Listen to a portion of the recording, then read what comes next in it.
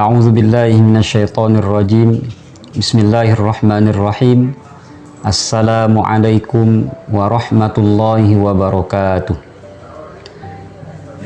Alhamdulillahilladzi amarna bittaqwa wa nahana 'anittiba'il hawa. Wassalatu wassalamu ala nabiyyinal mustafa sayyidina wa maulana Muhammad ibni Abdillah wa ala alihi wa sahbihi ahli tuqa wal wafa. Subhanaka la ilma lana illa ma 'allamtana innaka antal alimul hakim. Amma ba'd.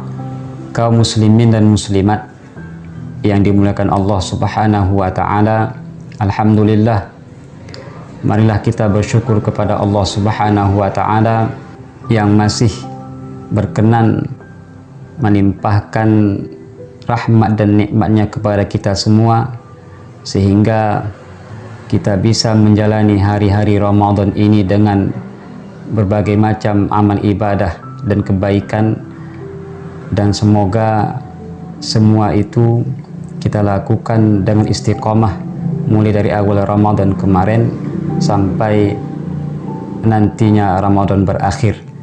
Salawat dan salam marilah senantiasa kita hadiahkan, kita sampaikan buat baginda Nabi Muhammad sallallahu alaihi wasallam dengan iringan doa Allahumma salli ala sayyidina Muhammad wa ala alihi wa sahbihi wa barik wa sallim. Mudah-mudahan dengan wasilah selawat yang selalu kita sampaikan kepada baginda Nabi, kelak kita menjadi umatnya yang mendapat syafaat dan pertolongan beliau di yaumil qiyamah. Amin ya rabbal alamin.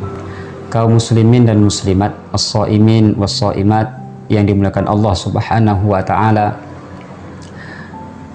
Tema tausiah pada kali ini adalah tentang hakikat ibadah dalam Islam. Kaum muslimin wal muslimat rahimakumullah, beribadah adalah merupakan tujuan utama Allah Subhanahu wa taala menciptakan manusia. Hal ini Allah jelaskan dalam firman-Nya surat Az-Zariyat ayat 56. Bismillahirrahmanirrahim. Wa ma khalaqatul jinna wal insa illa liya'budun. Dan aku tidak ciptakan jin dan manusia, kata Allah, melainkan agar mereka menyembah kepadaku, agar mereka beribadah kepadaku. Dalam ayat di atas secara tegas Allah menjelaskan bahwa Allah menciptakan jin dan manusia, tujuan utamanya adalah agar mereka beribadah, menyembah Allah Subhanahu wa taala. Lalu apa sebenarnya makna ibadah itu? Apa sebetulnya arti ibadah itu? Kaum muslimin dan muslimat rahimakumullah, secara bahasa ibadah itu berasal dari kata abada ya'budu, abdan ibadah. Kata ibadah ini semakna dengan kata at-ta'ah, ataupun tunduk, ataupun patuh dan taat. Kemudian ibadah juga semakna dengan kata al-khudu' ataupun tunduk. Dan juga ibadah bermakna at-tazallul, merendahkan diri di hadapan Allah Subhanahu wa taala.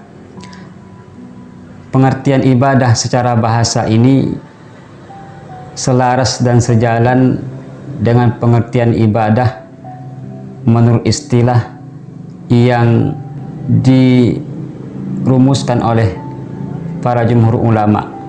Jumhur ulama mereka mengartikan ibadah dengan pengertian ismun jami'un lima yuhibbuhullahu wa yardahu qawlan kana aw fi'lan jaliyan kana aw khafiyan ta'ziman lahu wa talaban li thawabi. Ibadah itu mencakup seluruh hal ataupun mencakup segala sesuatu yang dicintai oleh Allah Subhanahu wa taala dan yang diridhoinya, baik itu berupa qaulan kana au fi'lan, baik itu berupa perkataan ataupun ucapan, ataupun berupa perbuatan. Kemudian jaliyan kana au khafiyan, baik itu dilakukan secara terang-terangan ataupun tersembunyi. Ta'ziman lahu, dalam rangka mengagungkan Allah Subhanahu wa taala, wa talaban li thawabih, dan juga mengharapkan balasan dari Allah Subhanahu wa taala.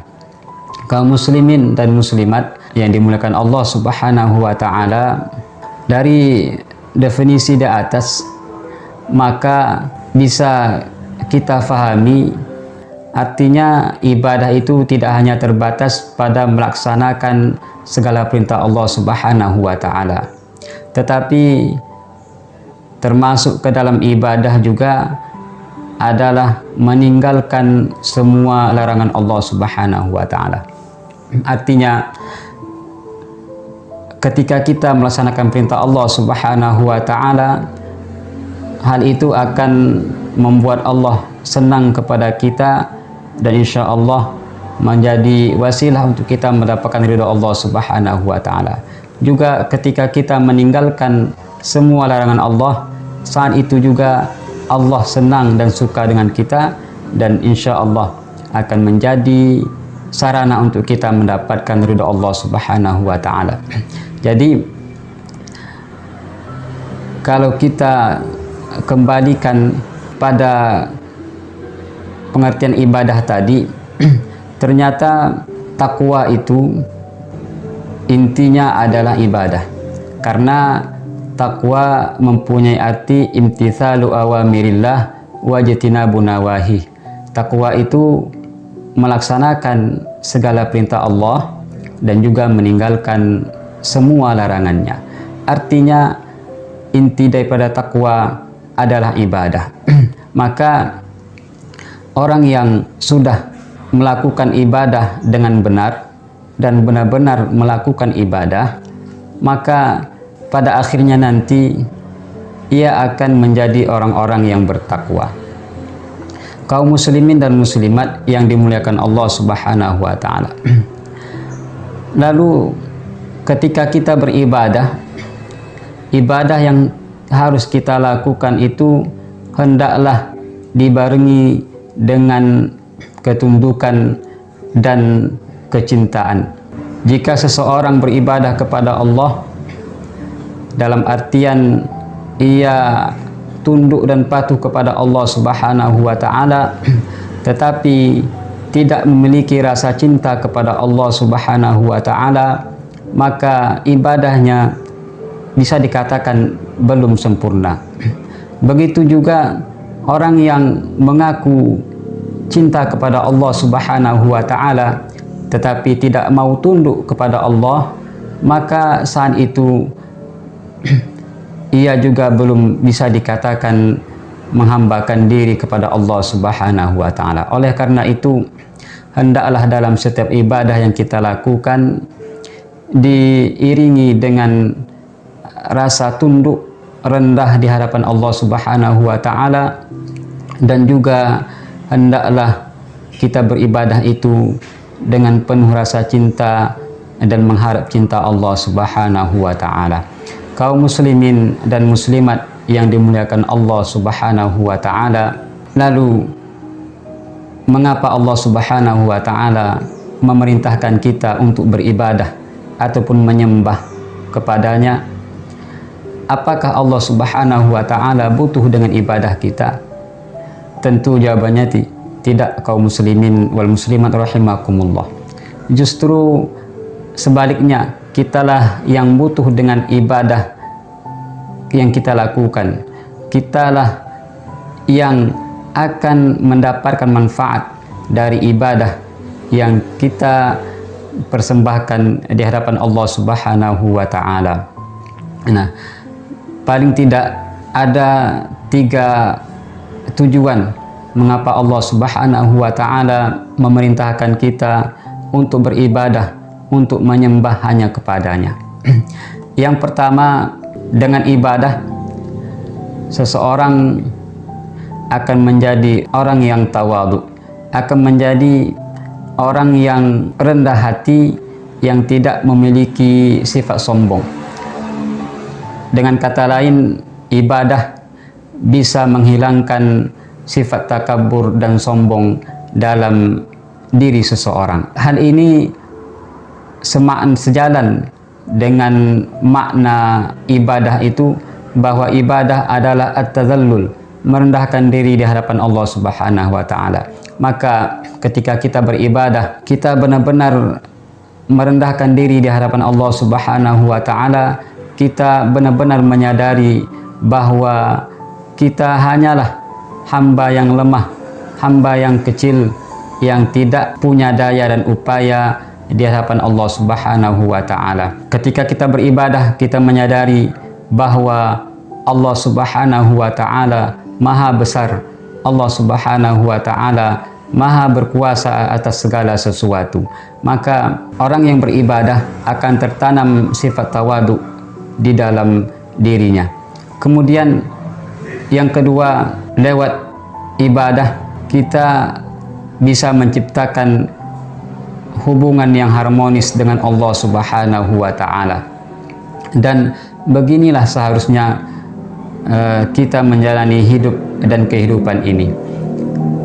Ketika hubungan kita dengan Allah Subhanahu wa taala terjalin dengan harmonis dan baik, maka insya Allah dalam hidup ini kita akan dinaungi oleh rahmat dan keberkahan dari Allah Subhanahu wa taala. Sama halnya kita ketika kita mempunyai hubungan yang baik dengan teman, hubungan yang harmonis dengan teman, maka kita akan merasa nyaman berada di dekatnya, berada di sampingnya. Kemudian ketika kita membutuhkan bantuan, maka teman kita tadi tidak akan sungkan untuk membantu kita. Yang ketiga, lewat ibadah ataupun dengan ibadah, Allah ingin mengetahui siapa hambanya yang taat dan siapa hambanya yang tidak taat. Taat ataupun tidak taat nantinya akan berpengaruh, akan berdampak pada kehidupan kita di akhirat kelak. Kaum muslimin dan muslimat yang dimuliakan Allah Subhanahu wa taala, mudah-mudahan Allah Subhanahu wa taala menjadikan kita hamba-hambanya yang bisa beribadah, yang mau menyembah, bersimpuh di hadapannya dengan maksimal, baik secara kualitas maupun kuantitas. Dan semoga Allah Subhanahu wa taala memberikan kita kekuatan, taufik dan hidayahnya, sehingga kita bisa mengisi hari-hari Ramadan ini dengan ibadah yang maksimal. Amin ya rabbal alamin. Kaum muslimin dan muslimat yang dimuliakan Allah Subhanahu wa taala, terima kasih atas segala perhatiannya. Mohon maaf atas segala kesalahan dan kekurangan. Mungkin saya cukupkan tausiah untuk kali ini dan saya akhiri. Wassalamualaikum warahmatullahi wabarakatuh.